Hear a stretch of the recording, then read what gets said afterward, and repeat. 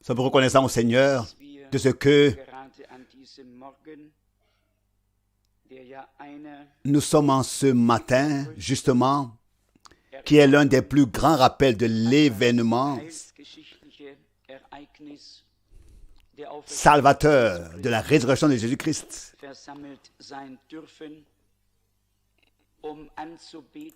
Justement réunis pour adorer et nous rendre compte de ce que la résurrection signifie,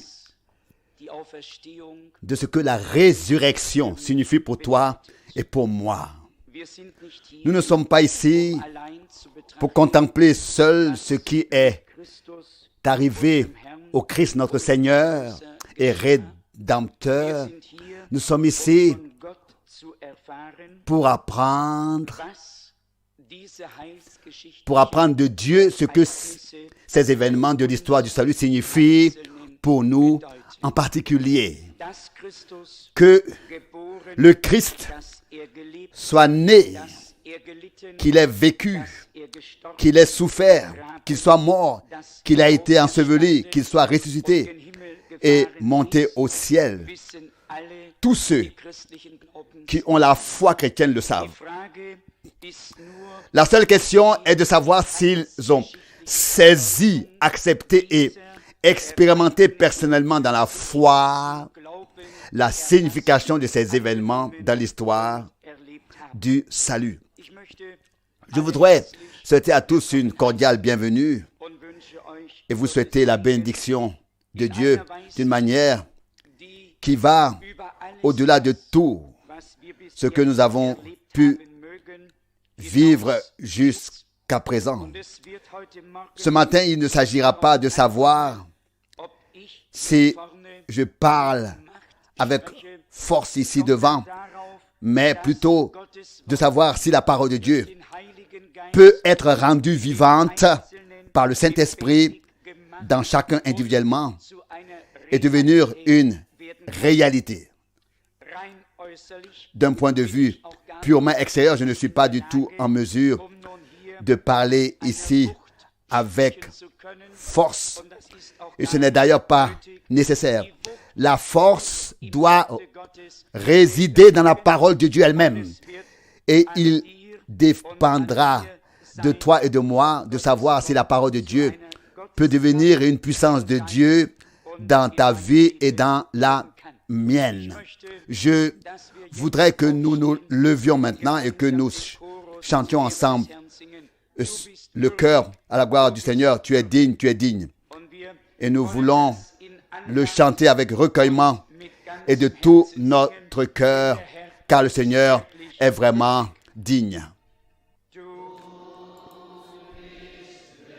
Tu es digne. Tu es digne. Tu es digne, ô Seigneur.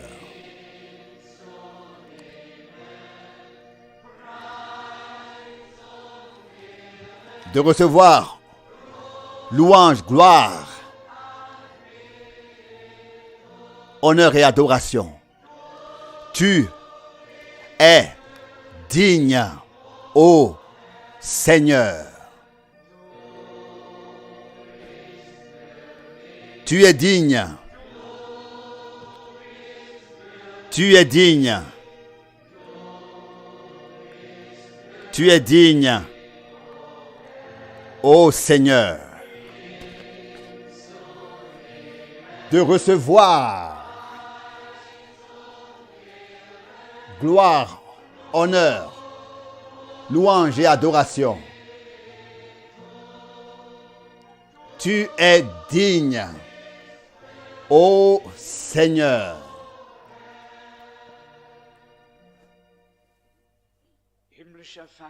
Père céleste, nous venons encore une fois à toi dans la prière, dans le très précieux et très saint nom de Jésus. Nous nous inclinons devant toi, ô Dieu, car nous sommes indignes et souvent nous n'avons pas apprécié ta grâce et ta miséricorde à leur juste valeur. Nous te prions, ô Dieu, pardonne toute faute et tout péché. Enlève de nous tout ce qui t'attriste, ô Seigneur. Et nous voulons ensemble lever les yeux vers toi, le crucifié qui s'est laissé frapper et martyriser, qui est monté à Golgotha par Gethsémane au lieu du crâne, qui a porté la croix, si elle laissé clouer et a ensuite laissé la lance s'enfoncer dans son flanc. Tout pour moi, tout pour toi, afin que nous recevions la grâce de Dieu et le pardon. Parle au Seigneur d'une manière particulière dans ce service divin. Que ta parole atteigne nos cœurs et que ton esprit la rende vivante. Nous te demandons de nous conduire par ton esprit. Accorde la grâce de parler et la grâce d'écouter. Nous t'en remercions au nom de Jésus. Amen. Amen. Nous nous asseyons.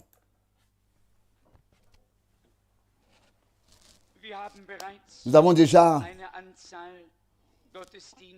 un certain nombre de services divins derrière nous.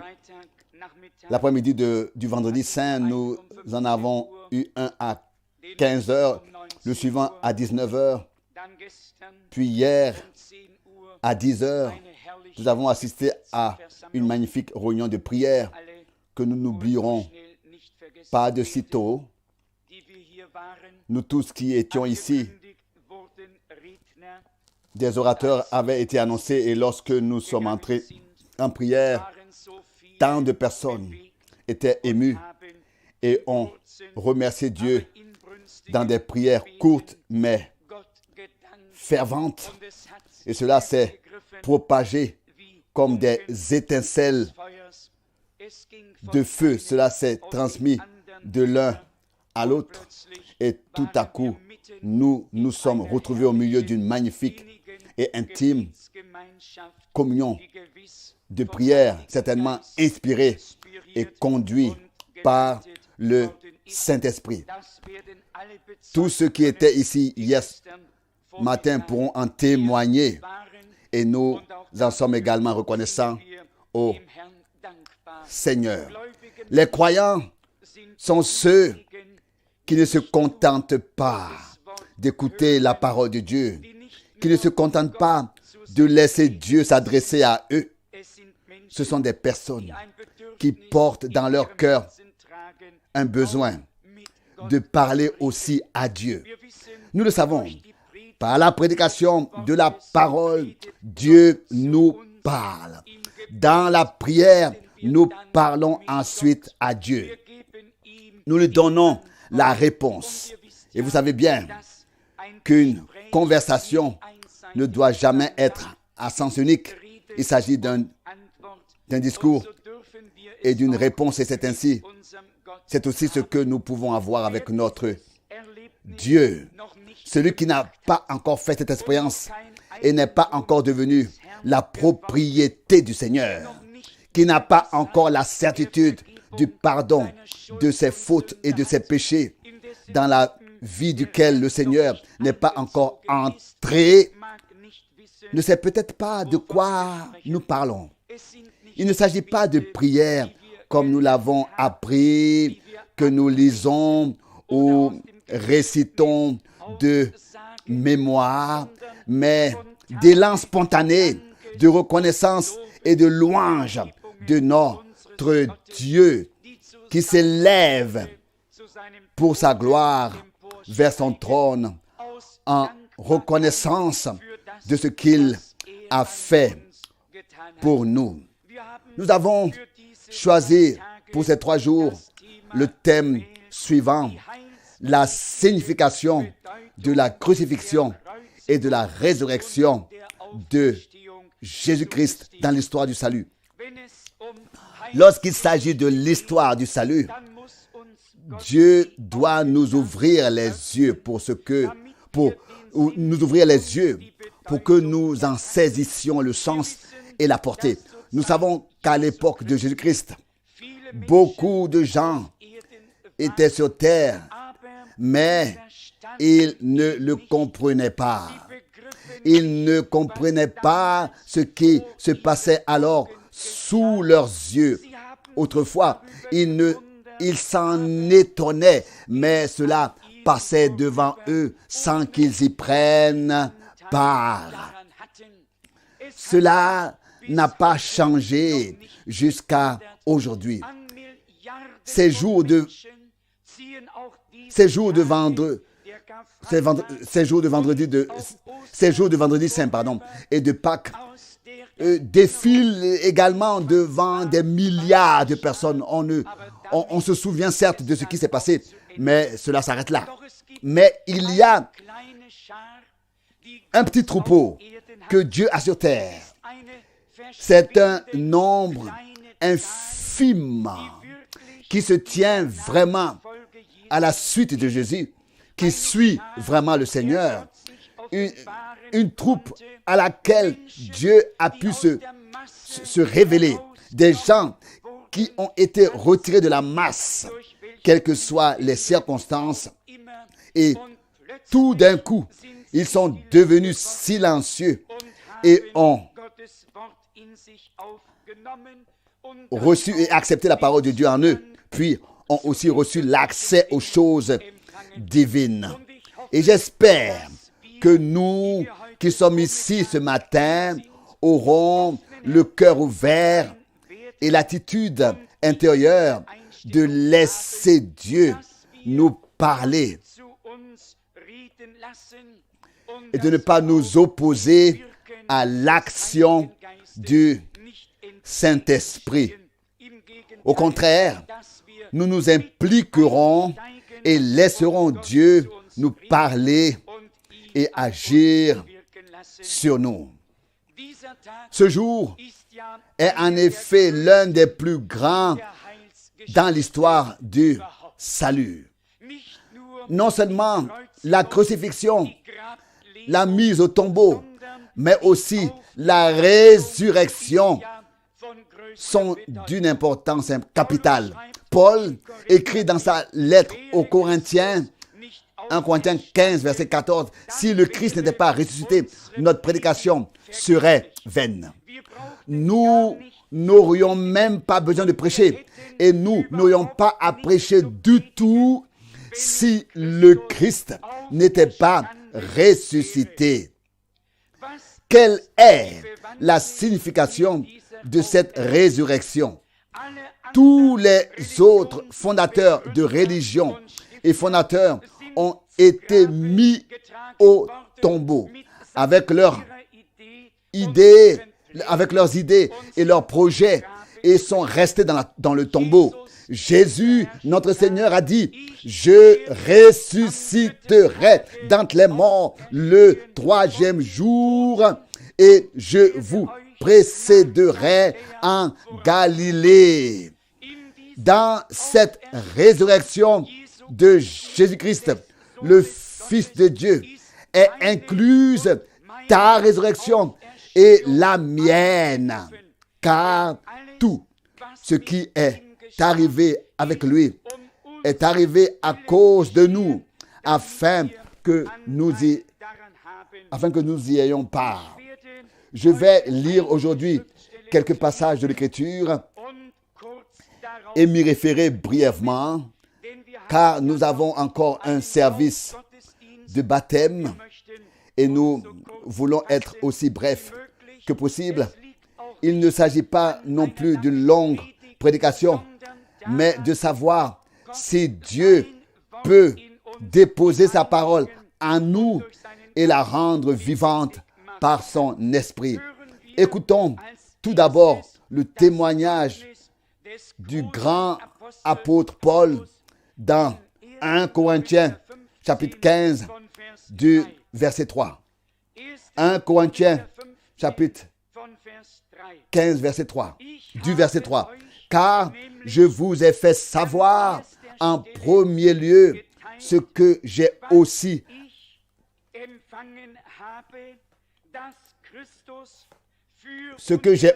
reçu, à savoir que le Christ est mort pour nos péchés conformément aux Écritures, et qu'il a été enseveli, et qu'il a été ressuscité le troisième jour selon les Écritures, et qu'il est apparu à Céphas, puis aux 12. Ensuite, il est apparu à plus de 500 frères à la fois, dont la plupart sont maintenant vivants, mais dont quelques-uns se sont endormis. Après cela, il est apparu à Jacques, puis à tous les apôtres. En dernier lieu, il m'est apparu à moi aussi comme à un avorton, car je suis le moindre des apôtres et je ne suis pas digne du nom d'apôtre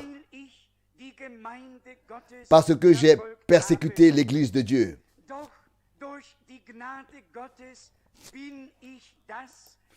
Or, c'est par la grâce de Dieu que je suis ce que je suis, et sa grâce envers moi n'a pas été sans succès. Au contraire, j'ai fait beaucoup plus que tous. Non pas moi, mais la grâce de Dieu qui est avec moi. Jusqu'ici, cette précieuse et sainte parole de Dieu. Il y a des personnes incrédules qui remettent en question la résurrection de Jésus-Christ. Ils disent tout simplement, qui l'a vu? Qui était présent? Qui peut nous en témoigner? Ici, nous avons un grand nombre de témoins. Plus de 500 témoins nous sont présentés dans ce passage. Le Seigneur Jésus s'est révélé aux apôtres.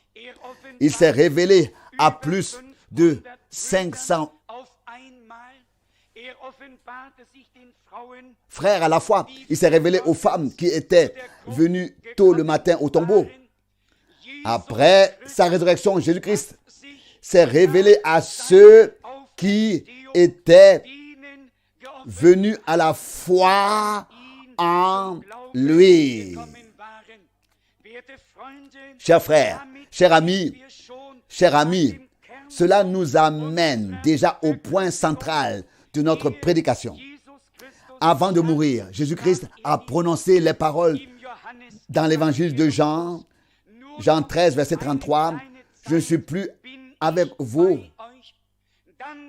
que pour un peu de temps. Ensuite, vous me chercherez et vous ne me trouverez plus. » Et il a dit, « Le monde ne me verra plus à partir de ce moment-là, mais vous me verrez. » Après la résurrection, le Seigneur Jésus n'a pas pu se révéler aux non-croyants, mais seulement à ceux qui ont cru en lui. Cher cœur, si tu veux que Jésus-Christ se révèle vraiment à toi, personnellement, comme le ressuscité, crois en lui de tout ton cœur et que cela se fasse au nom du Seigneur. Ces témoignages sont époustouflants, sont puissants et je ne pense pas qu'il y ait des gens qui s'oublieraient jusqu'à dire « Oui, cela a été écrit simplement comme ça ». Les hommes de Dieu n'étaient pas des personnes comparables à des journalistes qui écrivent parfois un article. qui écrit parfois comme ça une histoire. Non, les hommes de Dieu, qu'il s'agisse de prophètes ou d'apôtres, étaient sous la direction directe et l'inspiration du Saint-Esprit et avaient une responsabilité de Dieu sur eux. C'est dans le cadre de cette responsabilité qu'ils ont rapporté et écrit afin que les générations futures aient quelque chose entre leurs mains. Nous avons aujourd'hui les Saintes Écritures, l'Ancien et le Nouveau Testament. Ce que les prophètes et les apôtres ont dit au nom du Seigneur, nous pouvons le croire de tout notre cœur et de toute notre âme. Jésus s'est révélé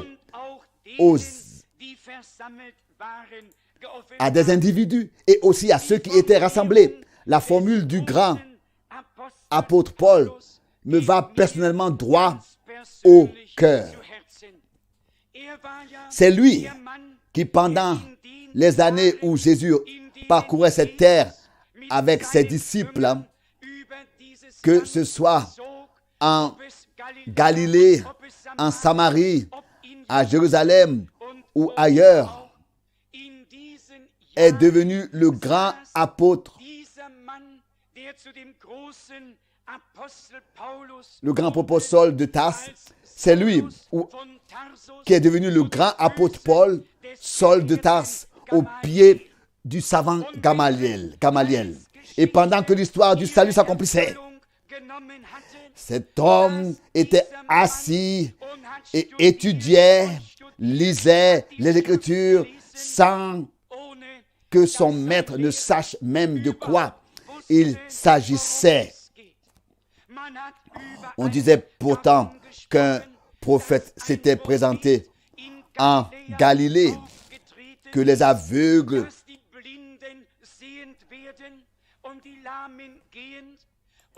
et que les aveugles voyaient et que les boiteux marchaient et que les sourds entendaient. On en parlait parmi le peuple, car des milliers et des milliers s'étaient attirés, étaient attirés, non par la figure du Seigneur, car il est écrit de lui, il n'avait ni forme ni beauté pour que nous le regardions. C'est ce que nous lisons dans le prophète Ésaïe au chapitre 53. Quelle était la force d'attraction? C'était la puissance de Dieu qui attirait les hommes là où l'histoire divine du salut avait trouvé son accomplissement en Jésus-Christ. Mais des hommes se sont assis aux pieds d'autres hommes et ont écouté les interprétations des Écritures et les explications. Et l'action de Dieu passait devant eux et ils n'avaient pas compris ce que Dieu avait fait. Vu de la masse, ce n'était qu'une petite foule qui suivait le Seigneur Jésus. Des gens qui le reconnaissaient comme le Messie, comme le Rédempteur, comme le Sauveur de leur âme, comme le Sauveur du monde. Paul dit dans 1 Corinthiens 15, verset 8, « En dernier lieu, il m'est apparu à moi aussi comme à un avorton. » Paul, qui avait manqué le temps où le Seigneur Jésus marchait sur la terre, a ressenti une profonde souffrance en lui, comme il aurait aimé être là pour voir et assister à la marche et au ministère du Seigneur Jésus sur terre pendant 3 ans et demi. Mais, comme nous l'avons déjà dit, le temps a passé devant lui. Le temps est passé devant lui et il était aussi au pied de Gamaliel. Comment a-t-il pu y penser? Et les reproches sont montés en lui. Pourquoi ne me suis-je pas orienté moi-même? Pourquoi me suis-je laissé retenir? Pourquoi ne suis-je pas allé moi aussi avec cette masse populaire qui suivait ce sauveur? Mais avec Dieu, il n'y a pas de retard tant que le temps de la grâce est encore là. Un jour, cet homme était en route et soudain, vers midi, une lumière brillante lui apparut qui descendait du ciel et qui brillait plus que le soleil. Lorsqu'il leva les yeux, il devint aveugle car la lumière l'avait frappé de plein fouet. Et il s'exclama, Actes des Apôtres 9, verset 4, « Qui es-tu, Seigneur ?» Car la voix du Seigneur s'était fait entendre. « Saul, Saul, pourquoi me persécutes-tu » Il n'était même pas conscient qu'il persécutait les croyants et donc Jésus-Christ lui-même. Mais maintenant, il témoigne et dit dans 1 Corinthiens 15, verset 8, « En dernier lieu, il m'est apparu à moi aussi comme un avorton. » Il s'est révélé à moi et m'a confié le ministère d'apôtre, dont je ne suis pas du tout digne. Tard, mais pas trop tard. Chers amis, nous devons le souligner. Il est tard à l'horloge du monde. Et le temps de la grâce est sur le point de s'achever. Les personnes qui portent un regard ouvert sur ce monde savent très bien que cela ne va plus durer longtemps. On ne sait plus quoi faire.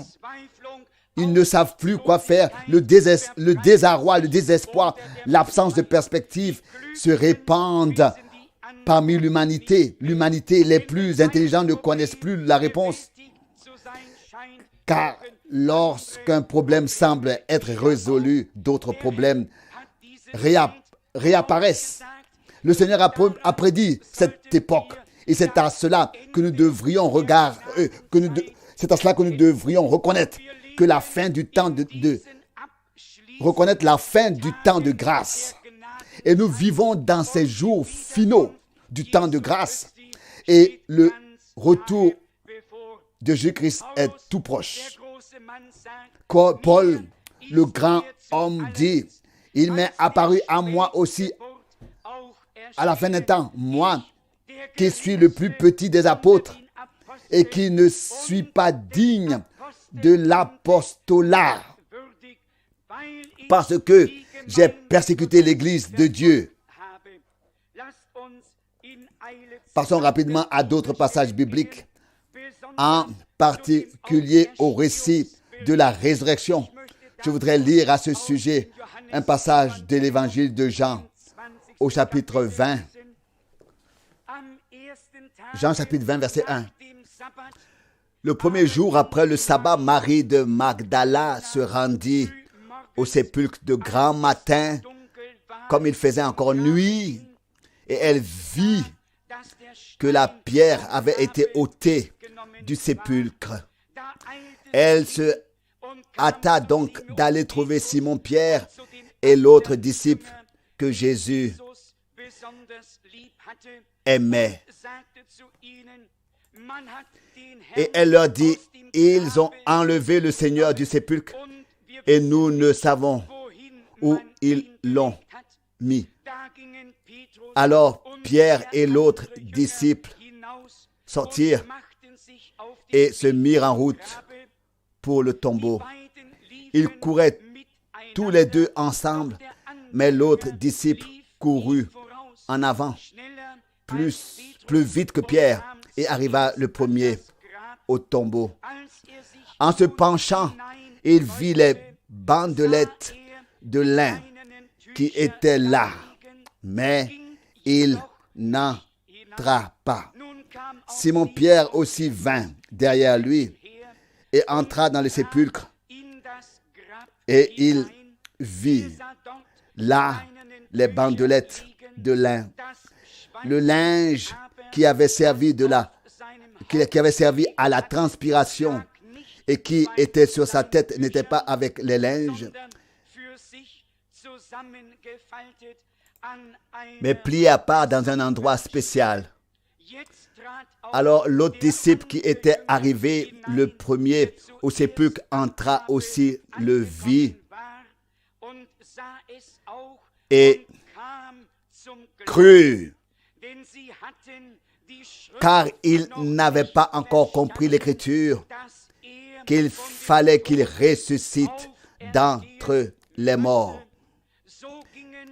Les deux disciples retournèrent donc chez eux.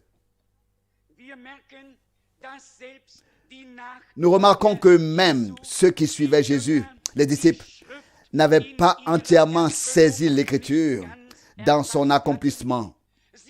Ils ne s'attendaient pas à ce que leur Seigneur et Maître soit crucifié. Ils ont négligé les passages de l'Écriture qui parlent du chemin menant à la croix et n'ont pensé qu'au fait qu'il établirait son règne. Mais à quoi lui aurait servi le règne royal s'il n'y avait pas eu des hommes pour être dans ce règne à jamais? Vous savez que si le Seigneur avait alors établi un règne, autrefois, des gens seraient venus et repartir. Chacun aurait pu être dans cette royauté pendant quelques années, puis il serait reparti. Le royaume de Dieu et la royauté de notre Seigneur sont d'éternité en éternité. Et avant d'établir ce règne qui est destiné à durer éternellement, il devait créer pour l'humanité qui serait dans ce règne les conditions pour qu'il puisse être dans le royaume de Dieu éternellement. Et c'est là que nous en arrivons au point important. Un homme qui veut vivre éternellement doit avoir reçu de son vivant la vie éternelle, doit avoir la vie éternelle. Il est impossible qu'un homme puisse vivre éternellement sans avoir d'abord reçu de son vivant la vie éternelle. L'Écriture sainte dit dans l'épître de Jean, 1 Jean 5, verset 12, « Celui qui a le Fils a la vie éternelle, et celui qui n'a pas le Fils de Dieu n'a pas non plus la vie éternelle. » Donc, il fallait donc que Jésus-Christ, le Fils de Dieu, dont il est écrit dans 1 Jean 5, au verset 20, celui-ci est le vrai Dieu et la vie éternelle, faisant référence au Fils. Il devait venir dans notre forme humaine. Il fallait que l'Éternel vienne dans le... Il fallait que ce qui est éternel vienne dans ce qui est temporel, pour permettre à ce qui est temporel de passer dans l'éternité. De passer dans l'éternité, dans ce qui est éternel. Donc Jésus-Christ, le Fils de Dieu, est mort à notre place. Nous sommes tous mortels. Il était immortel en tant que roi des rois et seigneur des seigneurs. Mais il est venu sur cette terre à cause de toi, à cause de moi, à cause de son amour pour toi et pour moi. Et il a pris une forme humaine pour avoir ainsi la possibilité de nous apporter la vie éternelle du ciel sur cette terre. D'où la proclamation de l'évangile de Jésus-Christ. Nous avons une espérance qui va au-delà de la tombe. Une espérance qui va au-delà du temps. Une espérance éternelle, parce que l'Éternel est descendu sur cette terre et nous a donné la vie éternelle par grâce, par la foi en Jésus-Christ. C'est ainsi que nous comprenons les paroles de l'évangile de Jean au chapitre 11, lorsque le Seigneur Jésus se tenait près du tombeau de Lazare. Il est venu pour le ressusciter, mais la foi en la résurrection était très faible. Et soudain, le Seigneur Jésus dit, dans Jean 11, verset 25, « Je suis la résurrection et la vie. Celui qui croit en moi, même s'il meurt, vivra même s'il meurt. » Ça, c'est l'évangile. Ça, c'est la parole de Dieu. C'est en cela que se trouve notre espérance. C'est dans cela qu'est ancrée notre espérance. Et nous l'avons reçu dans la foi. Et ce qui est beau, c'est que ce n'était pas que des paroles, car Lazare n'est pas resté dans la tombe. Jésus-Christ n'a pas seulement dit « Je suis la résurrection et la vie ». Il l'a prouvé et Lazare est sorti. Cher ami, Jésus-Christ n'est pas seulement un homme. Il est Emmanuel. Il est Dieu avec nous. Il s'est manifesté dans la chair en tant que Fils de Dieu. Pour nous, qui sommes enfants d'hommes par nature, afin de faire de nous des enfants de Dieu par la nouvelle naissance. Par nature, chaque homme est un enfant d'homme par sa naissance terrestre.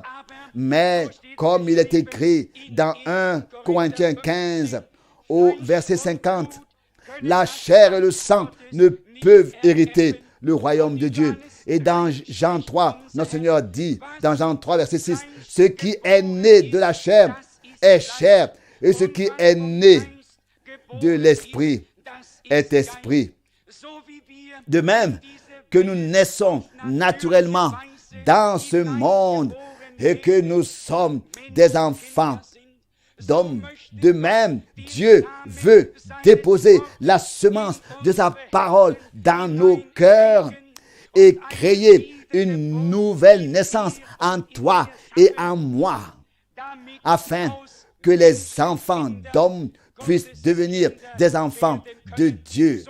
C'est ce que nous lisons dans l'évangile de Jean au premier chapitre, Jean 1, verset 12. Mais à tous ceux qui l'ont reçu, il a donné le droit, à tous ceux qui l'ont accepté, il a donné le droit de devenir enfant de Dieu, le pouvoir de devenir enfant de Dieu à ceux qui croient en son nom. Aujourd'hui, à cette heure, un enfant d'homme peut devenir un enfant de Dieu, une création d'une créature corruptible peut devenir un homme qui reçoit la vie éternelle par la foi en Jésus-Christ. Nous parlons en effet de la signification de l'histoire du salut. Et l'humanité est incluse dans l'histoire du salut. Mais, comme nous l'avons déjà comparé le vendredi saint, les hommes écrivent leur histoire après que les choses se soient déjà produites. Dieu a fait écrire l'histoire du salut des millénaires avant que les choses n'arrivent. Par l'intermédiaire des prophètes de l'Ancien Testament, Dieu a fait écrire 6000, 5000 et 4000 ans à l'avance ce qui allait arriver par Jésus-Christ, notre Seigneur. Le Nouveau Testament est le résultat de l'Ancien. Il est l'accomplissement de la prophétie biblique. L'histoire du salut qui a été prédite trouve son accomplissement et sa réalisation dans la période du Nouveau Testament. Mais nos yeux spirituels doivent s'ouvrir à cela. Et cela ne peut venir que de Dieu. Nous ne pouvons pas nous persuader ou nous convaincre les uns les autres. Ce serait une chose humaine. Et nous ne pouvons rien mettre d'humain dans les choses de Dieu. Nous faisons confiance à Dieu pour qu'il accomplisse par grâce, par son esprit dans ton cœur et dans le mien, ce qu'il a promis.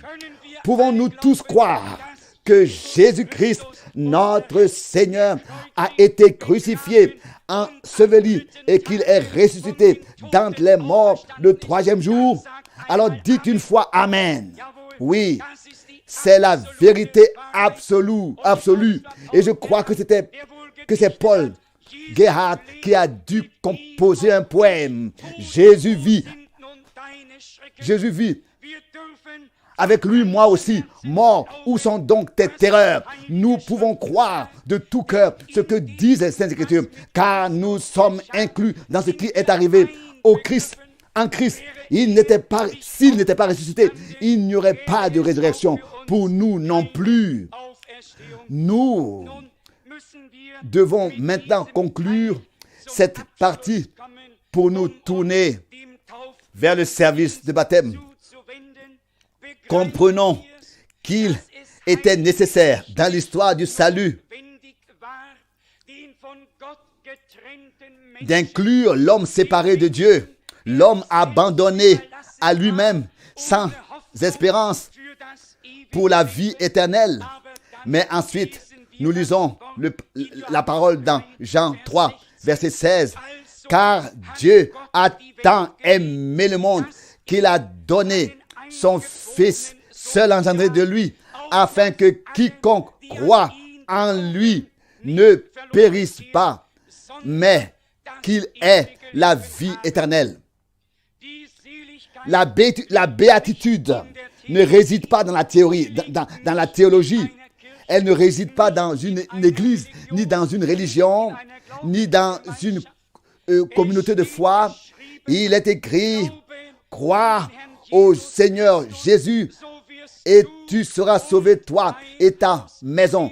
Acte 16, verset 31. Il faut que la foi vivante opérée par Dieu lui-même entre dans ton cœur et dans le mien, pour que nous puissions croire de tout notre cœur, comme l'Écriture l'a dit. Chers amis, chers frères et sœurs, que signifie pour toi Golgotha?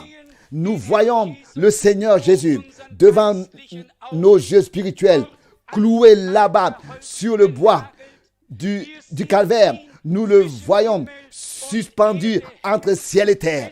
Pour quelle raison? Pourquoi faire? Quelle signification pour toi et pour moi?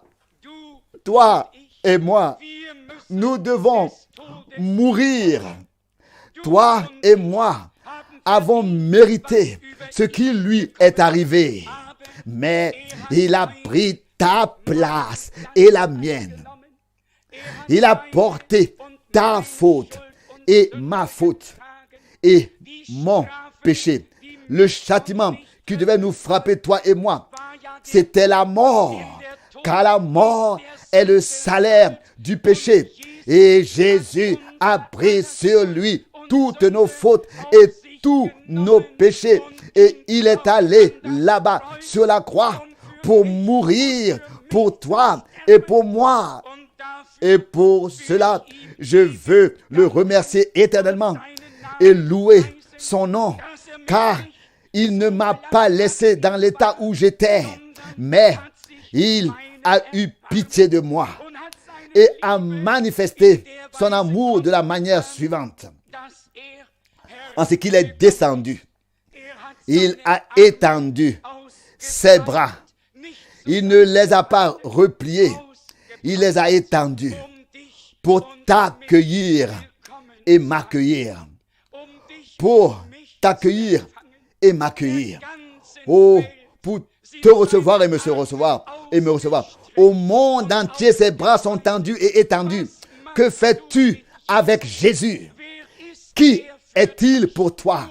Juste quelqu'un qui s'est présenté brièvement et auquel on a mis fin? Non, chers frères, C'est peut-être ce qu'il est pour certains de ceux qui se rebellent contre lui, mais pour un croyant, il est le Seigneur de gloire, le roi des rois, qui a renoncé à sa divinité et s'est fait homme à cause de l'humanité. Le Fils de Dieu est celui qui a été le Fils de Dieu est celui qui a été révélé à l'humanité pour faire de l'humanité des fils et des filles de Dieu.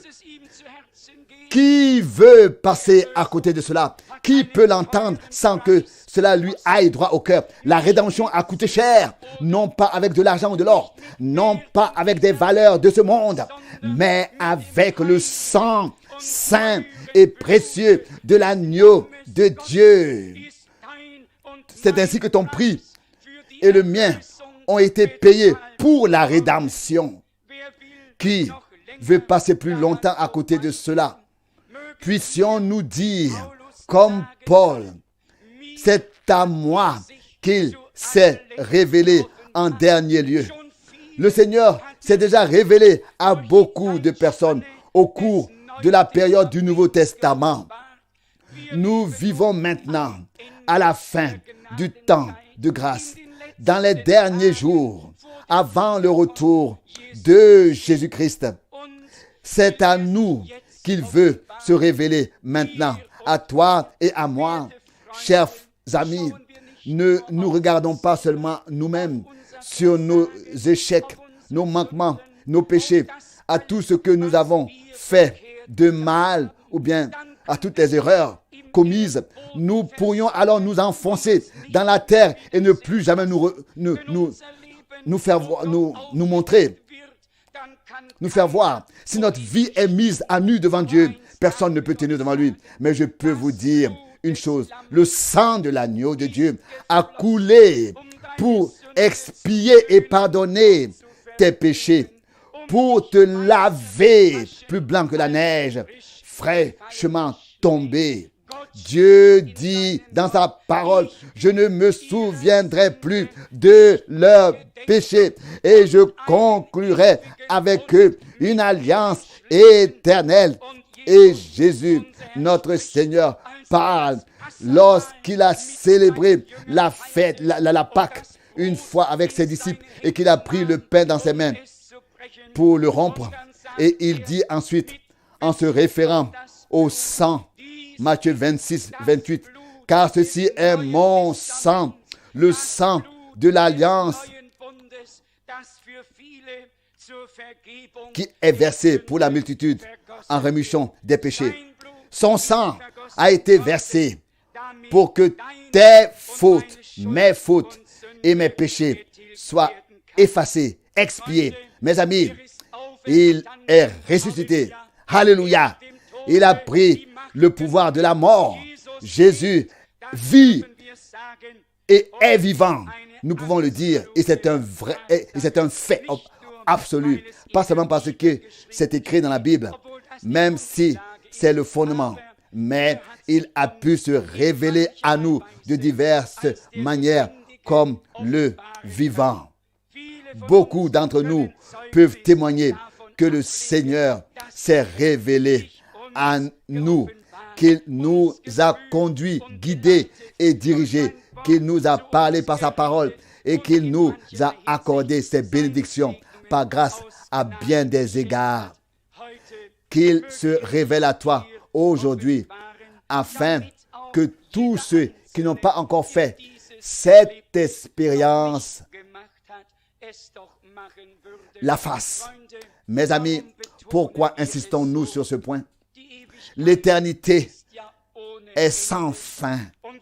Et la question est, où passeras-tu l'éternité? Où seras-tu dans l'éternité? Il n'y a que deux possibilités.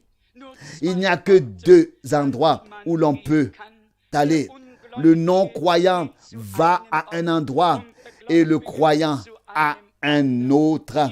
Jésus, notre Seigneur, parle dans l'évangile de Jean au chapitre 14, au verset 3. Il a dit, je m'en vais vous préparer une place et je reviens vous prendre avec moi, afin que là où je suis, vous y soyez aussi.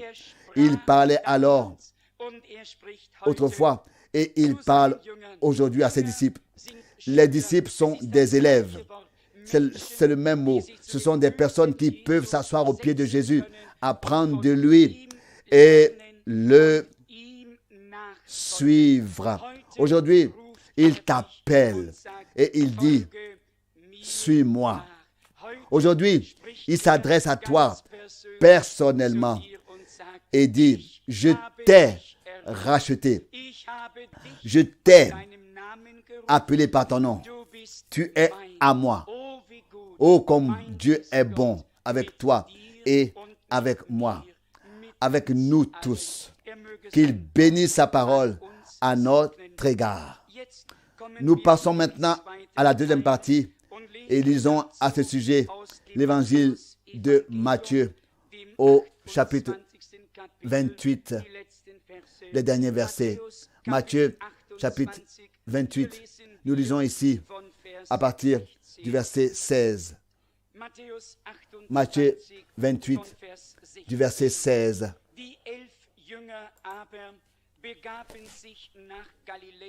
Les 11 disciples se rendirent en Galilée sur la montagne que Jésus leur avait désignée. Et lorsqu'ils le virent, ils se prosternèrent devant lui. Mais quelques-uns eurent des doutes.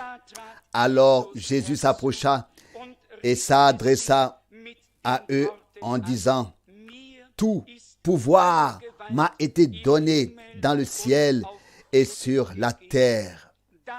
Allez donc faire de toutes les nations mes disciples, les baptisant dans le nom du Père, du Fils et du Saint-Esprit, et enseignez-leur à observer tout ce que je vous ai ordonné. Et sachez bien que je suis avec vous tous les jours jusqu'à la fin du monde. » Eh bien, nous avons ici l'ordre de mission qui est repris de manière encore plus détaillée dans Marc 16. Mais pour gagner du temps, peut-être n'en lirai-je que le verset significatif afin que nous comprenions pourquoi et pour qui un baptême biblique entre en ligne de compte. Ici, dans Marc 16, nous lisons du verset 14. Marc 16, du verset 14. Plus tard, il se révéla aux 11, comme ils étaient à table, et il réprimanda leur incrédulité et la dureté de leur cœur, parce qu'ils n'avaient pas cru ceux qui l'avaient vu après sa résurrection. Puis il leur dit, allez dans le monde entier et proclamez le message du salut à toute la création. Celui qui aura cru et qui aura été baptisé sera sauvé. Mais celui qui sera resté incrédule sera condamné. Ce sont les paroles de notre Seigneur. Même si on a voulu les modifier ici, Dieu fera ce qu'il a dit. Donc, le baptême biblique est appelé baptême de foi parce qu'il s'agit de personnes qui sont venues à la foi en Jésus-Christ. Nous ne baptisons que les personnes qui ont pris une décision personnelle pour Christ. Qu'ils aient 12 ans, 20, 50 ou 80 ans, cela ne joue aucun rôle. Mais pas des enfants, pas des nourrissons, pas des personnes qui ne savent même pas qui est leur père ou leur mère, ni comment elles s'appellent elles-mêmes, ni même qui ont compris quoi que ce soit, mais des personnes qui ont entendu la prédication de l'Évangile, qui ont cru en Jésus-Christ, qui voient en lui le Rédempteur, le Sauveur, celui qui a expié leurs fautes et leurs péchés sur la croix à Golgotha. Seulement des personnes qui ont accepté leur pardon de Dieu dans la foi, de la part de Dieu dans la foi. Oui, vous direz peut-être comment cela se passe-t-il, cher ami. C'est en fait très simple, mais l'un ne peut pas montrer à l'autre comment cela se passe. C'est l'Esprit de Dieu qui doit agir sur chacun d'entre nous. En général, lorsque la parole de Dieu est annoncée, le Saint-Esprit commence à agir sur les cœurs. Et l'on constate que l'on est en quelque sorte séparé de Dieu, que l'on n'a pas de relation ni de lien proprement dit avec lui. On constate qu'il y a quelque chose entre nous et Dieu.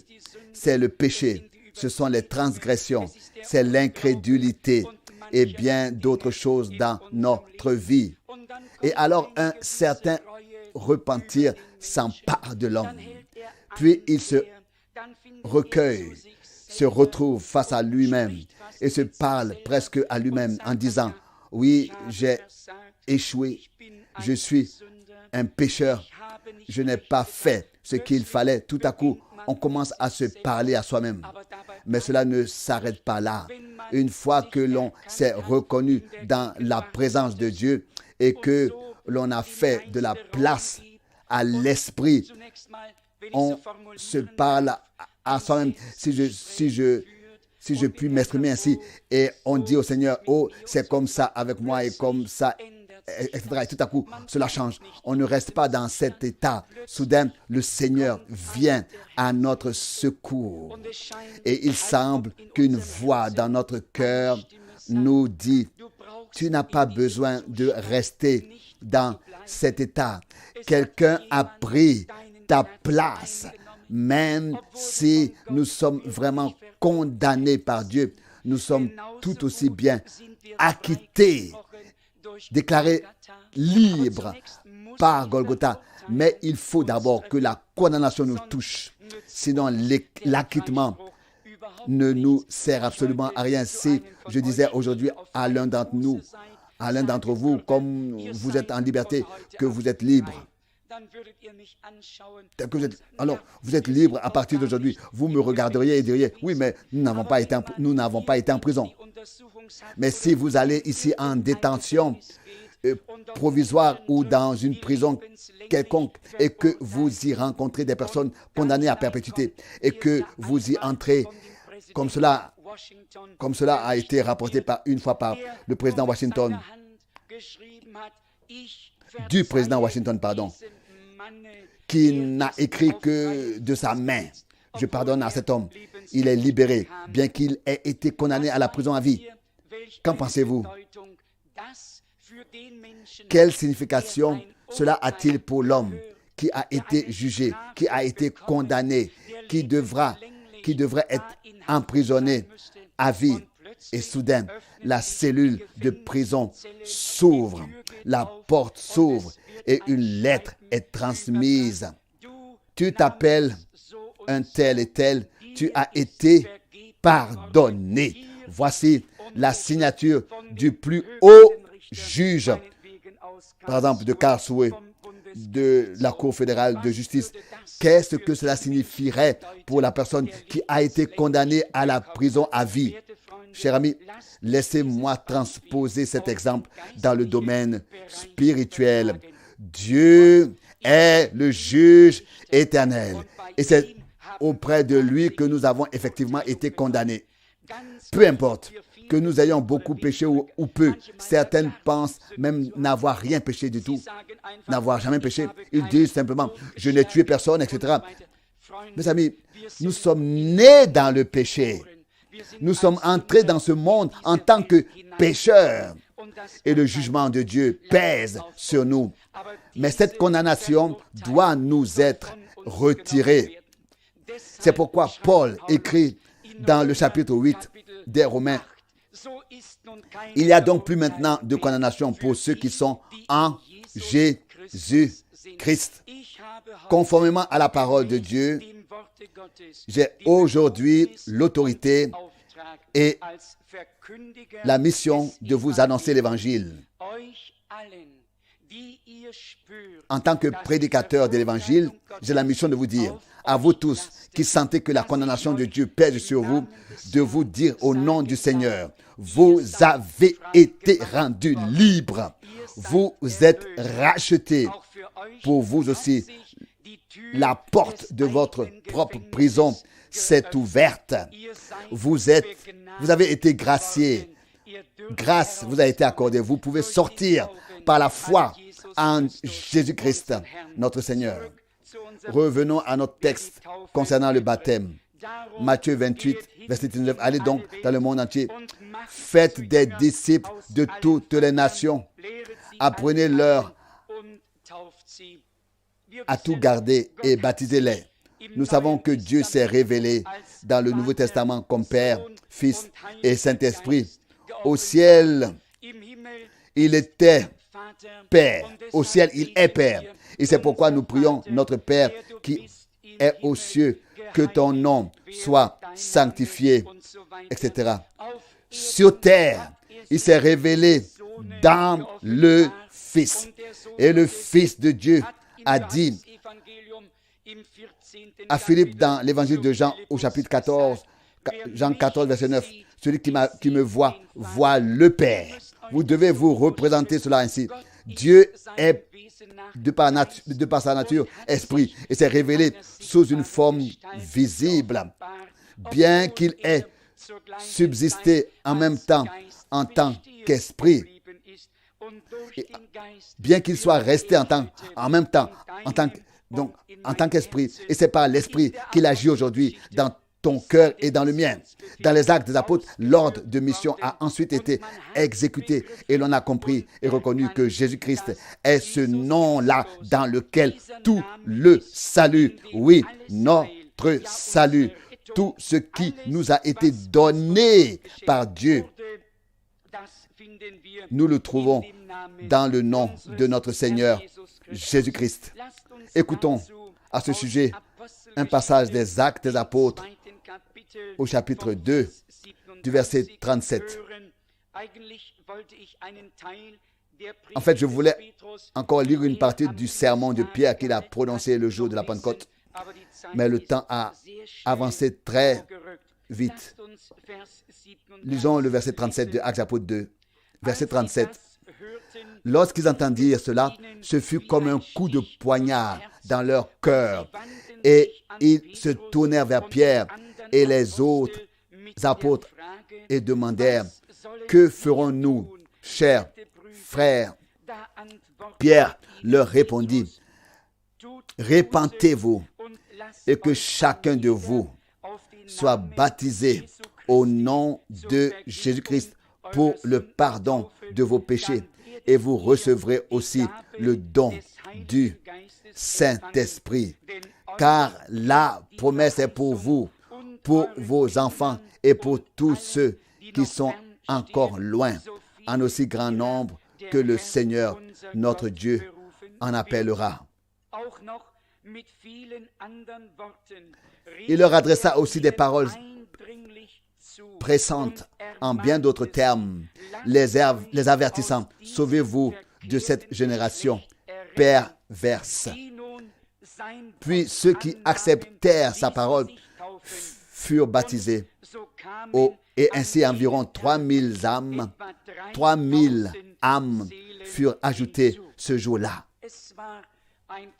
Ce fut un immense événement. Aujourd'hui, nous ne serions pas les seuls à devenir croyants, à être ajoutés.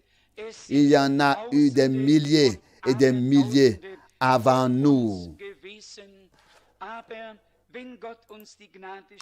Mais si Dieu nous accorde la grâce, nous voulons nous aussi être ajoutés. Qu'il s'agisse d'individus de masse, de 10, de 20, de 100 ou de 1000, cela n'a aucune importance. Je me souviens très bien d'un service de baptême, car parce que notre ami de l'Inde est ici. En un seul dimanche après-midi, j'ai baptisé 129 personnes qui sont devenues croyantes. Une fois cela terminé, vous pouvez imaginer que ma force physique était également épuisée. J'ai donc eu le grand privilège d'annoncer l'Évangile dans le monde entier et il me semble presque que les paroles du Seigneur se sont accomplies. Un prophète n'est nulle part moins valable que dans sa maison. Un prophète n'est pas reconnu comme tel dans sa maison, dans sa ville, dans son pays. Il faut d'abord aller dans un autre pays, plus loin, mieux c'est pour pouvoir s'y adresser aux gens. Quand je pense que plusieurs milliers de personnes, voire jusqu'à 8000, formaient une masse, une armée qui avait campé pour entendre la parole du Seigneur, mais nous prenons les choses comme elles viennent. De la grande masse, Dieu en appelle peut-être autant que d'une petite foule. Nous ne pouvons absolument pas le déterminer ni l'influencer. Mais nous savons une chose, Dieu appelle. Aujourd'hui, il t'appelle. Aujourd'hui, il te parle. Lorsque Pierre a prononcé ce premier sermon, les auditeurs étaient tellement saisis, en effet, même bouleversés. L'effusion du Saint-Esprit venait d'avoir lieu. Tout Jérusalem était en mouvement. Vous savez qu'à l'époque, les gens réagissaient différemment qu'aujourd'hui. Aujourd'hui, ils lisent un fait dans le journal, puis ils y réfléchissent un instant, puis ils jettent le journal à la poubelle et passent à l'ordre du jour. À l'époque, c'était différent. Si quelque chose se passait quelque part, les gens trouvaient simplement le chemin vers l'endroit. Ils y allaient pour au moins entendre et voir ce qui s'y passait ou s'y produisait. Et ce qui est beau, c'est qu'ils sont restés jusqu'à la fin de la prédication, car la prédication les avait saisis. Ce matin, je n'ai pas eu la possibilité de parler avec une insistance particulière. Je n'en suis pas encore tout à fait capable physiquement, mais l'accent doit être mis par l'Esprit sur la parole de Dieu elle-même, car ce n'est pas par un grand discours, une sagesse ou une force de persuasion, d'origine humaine, mais par le Saint-Esprit que nous devons être convaincus par Dieu. Néanmoins, j'ose dire que Dieu est capable de faire aujourd'hui la même chose qu'il a fait autrefois. Il est écrit ici, comme nous l'avons lu dans Actes Apôtres 2, 37, quand ils entendirent cela, ils eurent comme un coup de poignard dans le cœur. Cela n'entrait pas dans leur intellect, dans leur tête. Le sermon leur a touché le cœur et parce que le sermon leur a touché le cœur, ils ont réagi avec le cœur. Chers amis, nous devons réagir avec le cœur face à Dieu. Il dit dans le prophète Ézéchiel, « Mon fils, ma fille, donne-moi ton cœur. » Il ne veut pas de notre tête. Celle-ci peut nous être utile pour beaucoup de choses. Dieu veut ton cœur et le mien. Il veut le plus profond de ton être. Il te veut toi-même. Et ici, c'était le cas. La parole leur traversa le cœur comme un coup de poignard et ils se tournèrent vers Pierre et les autres apôtres en leur demandant, que devons-nous faire,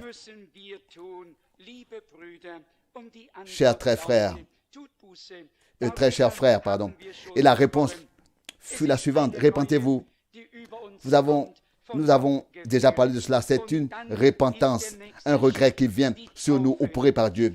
Et l'étape suivante est le baptême, comme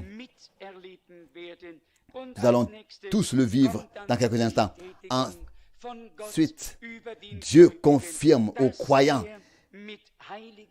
qu'il sera rempli, baptisé de Saint-Esprit et de feu. Oh, quelle grâce! C'est une promesse En résumé, nous pouvons dire que Dieu nous a offert la grâce de la vie éternelle en Christ. De la vie éternelle en Christ. Le pardon de toutes nos fautes et de tous nos péchés. Celui qui n'accepte pas cette offre de grâce de Dieu ne doit pas se plaindre plus tard s'il atterrit quelque part où il n'aurait pas voulu atterrir. Et mes amis, si nous pensons que nous pouvons être sauvés selon notre propre version, cela ne va pas non plus. Nous voulons aller vers Dieu, aller à Dieu, et nous voulons suivre les instructions qu'il a données dans sa parole pour être avec lui et auprès de lui. Nous devons suivre le bon chemin. Et il y a de nombreux chemins qui peuvent mener à Rome ou ailleurs. Il n'y a qu'un seul chemin qui mène à Dieu, qui mène à la gloire de Dieu, qui mène au ciel. Et Jésus, notre Seigneur, a dit, « Je suis le chemin, la vérité et la vie. Nul ne vient au Père que par moi. » Il n'y a pas de chemin qui passe à côté de Jésus. Il est le chemin. C'est à lui que nous devons aller. C'est lui que nous devons suivre si nous voulons entrer auprès de Dieu dans la gloire. Mes amis, aujourd'hui, c'est à vous de prendre la décision. Puisse-t-elle être prise de manière juste. Une décision pour le temps et pour l'éternité. Loué soit son merveilleux et saint nom. Amen. Je peux demander que nous nous levions pour prier. Puissions-nous maintenant profiter de ces quelques instants pour nous recueillir et si cela vous est donné, et même si vous ne le dites pas à haute voix, dites-le doucement en vous, Seigneur, moi aussi je veux croire. Je ne veux pas me perdre. Je veux être sauvé. Aide-moi, Seigneur, aie pitié de moi. Pardonne ma faute et mon péché. Les Saintes Écritures disent qu'ils sont tous pécheurs et privés de la gloire de Dieu. Et Paul dit à un moment donné dans un passage qu'il était le plus grand parmi eux. Je peux dire la même chose et bien d'autres aussi. Mais nous ne nous arrêtons pas là. Nous avons été sauvés. La grâce de Dieu est entrée dans notre vie et a triomphé du jugement. Nous avons été acquittés, déclarés libres. Nous étions condamnés. La colère de Dieu nous avait frappés parce que nous étions coupables de transgression. Mais en Christ, Dieu a tourné son visage vers nous dans l'amour, a tourné sa face vers nous dans l'amour. Tourne-toi vers lui aujourd'hui en Christ. C'est ta rencontre avec Dieu. Certains cherchent Dieu dans la nature, d'autres dans une religion, d'autres dans la méditation. Chacun à sa manière. Mes amis, vous ne pouvez trouver Dieu que là où il s'est vraiment révélé. Et c'est uniquement en Jésus-Christ. En Jésus-Christ. Dieu est créateur. Il a tout appelé à l'existence, mais vous ne pouvez trouver Dieu dans aucun arbre. Vous pouvez voir sa gloire, la splendeur qu'il a créée. Vous pouvez la voir avec les yeux, mais Dieu s'est révélé en Christ, ton Seigneur et mon Seigneur, notre Sauveur. Regardez vers lui aujourd'hui et vous serez sauvés. Toutes les extrémités de la terre, c'est ce qu'écrit Paul dans les épîtres aux Romains. Alors que nous avons incliné la tête et fermé les yeux et resté ainsi devant Dieu dans une prière silencieuse, sans que personne ne regarde autour de nous, autour de lui. Moi non plus, je ne regarderai pas. Cela doit être une affaire entre chaque individu et Dieu. Leveriez-vous maintenant la main vers Dieu, que personne ne le voit. Il le voit et il le sait comme vous le pensez.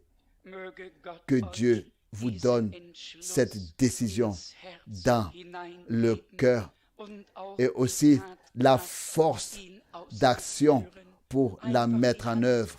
Levez simplement la main avec foi vers Dieu dans le ciel comme signe que vous voulez vous consacrer à lui et que votre vie lui appartient désormais.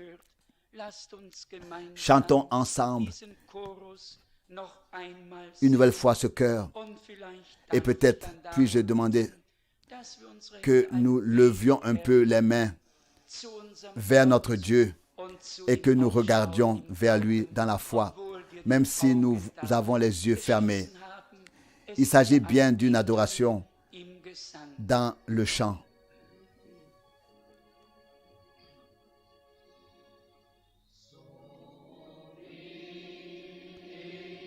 Tel que je suis, ainsi cela doit être. Pas ma force, mais seulement la tienne. Ton sang me lave pur. Ton sang me lave et me rend pur du péché. Ô agneau de Dieu, je viens. Je viens.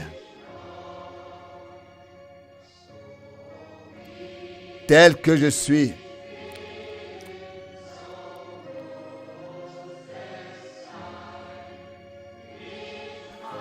Sans rien de moi.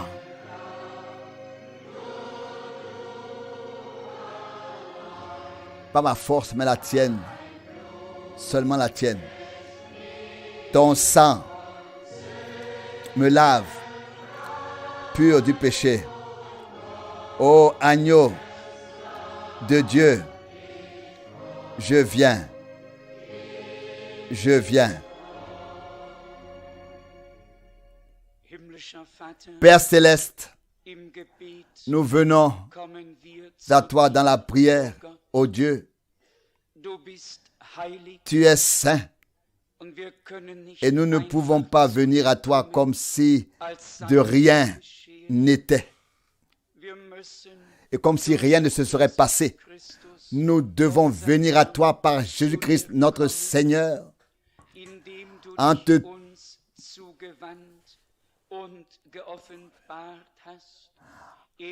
ce que tu t'es tourné vers nous et que tu t'es révélé à nous. Il est notre Rédempteur et notre réconciliation. En lui, nous avons le salut, le pardon et la grâce. Nous avons reçu le salut, le pardon et la grâce. Oh Dieu, de tout mon cœur, je te remercie pour le précieux et saint évangile, pour le message joyeux du salut offert à tout homme. Fidèle Sauveur, je n'ai aucune influence sur qui que ce soit. Mais toi, ô Seigneur, tu peux orienter, conduire, guider et diriger chacun d'entre nous. Et c'est ce que nous demandons ensemble en cette heure. Penche-toi vers nous, ô Seigneur. Révèle-toi à nous comme tu t'es révélé, toi, aux 500, à Marie, aux apôtres et à Paul. Seigneur bien-aimé, tu es ressuscité, tu es vivant, tu parles et tu agis encore aujourd'hui. Nous venons à toi dans la foi, que ta parole ne nous revienne pas vide, que ta parole ne revienne pas à toi sans effet, mais qu'elle produise l'effet pour lequel tu l'as envoyé. Bénis aussi ceux qui vont se faire baptiser, ceux qui t'ont donné leur vie. Tu les as appelés et ils ont répondu à ton appel. Bénis-les dans leur vie de disciples. Donne-leur tout ce dont ils ont besoin, qu'ils fassent maintenant l'alliance d'une bonne conscience avec Dieu par le baptême. Adoration et gloire soit apportée à toi, Dieu fidèle dans les cieux, par Jésus-Christ, notre Seigneur. Amen.